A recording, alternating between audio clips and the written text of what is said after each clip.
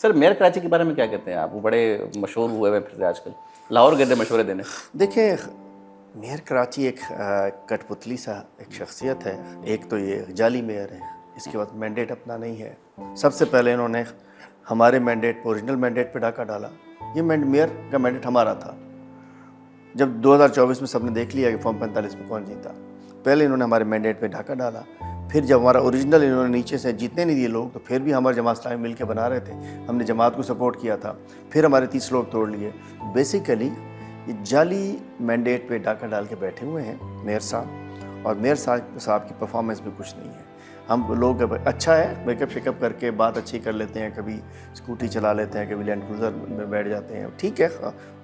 کپڑے شپڑے بڑے کراچی آئٹ بننے کی کوشش کرتے ہیں، لیکن اس کراچی آئٹ بننے تو چاہتے ہیں، کراچی کو برباد کر دیا آپ نے. کس کی ذمہ داری؟ یونیورسٹی روڈ کا جو حشر کیا، کراچی کی تمام روڈوں کا حشر کیا. اور کراچی میئر صاحب اب سب سے بیٹھے، گورنمنٹ بھی آپ کی ہے. K4 کے لیے ورلڈ بینک نے کہا ہے یہ پتہ نہیں 264 بلین روپیز آپ کے مٹی میں گئے، اس کو اکھاڑ کے پھینک دو. کون ذمہ دار ہے اس کا؟ بات یہ کہ کراچی کے لیے کچھ نہیں کیا یہ میئر صاحب. اور بات یہ کہ تبھی ان کو 2 سال کے اندر رد کر دیا تھا نا لوگوں نے. پہلے بھی جعلی طور پہ آئے تھے.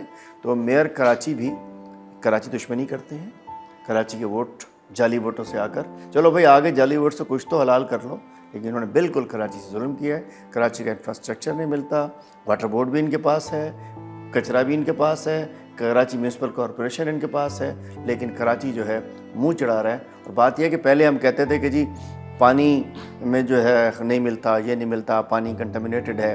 اب تو انہوں نے آلودہ شہر بنا دیا. ان کی مہربانیوں سے ہوا بھی وہ ہو گئی، آلودہ ہو گئی، ہوا بھی مطلب زہر آلود. کراچی کا اس میئر کے آنے کے بعد کبھی پاکستان دنیا میں نمبر 1 پہ گندا شہر ہوتا ہے، کبھی نمبر 2 پہ. ادھر انہوں نے ترقی کی ہے. سر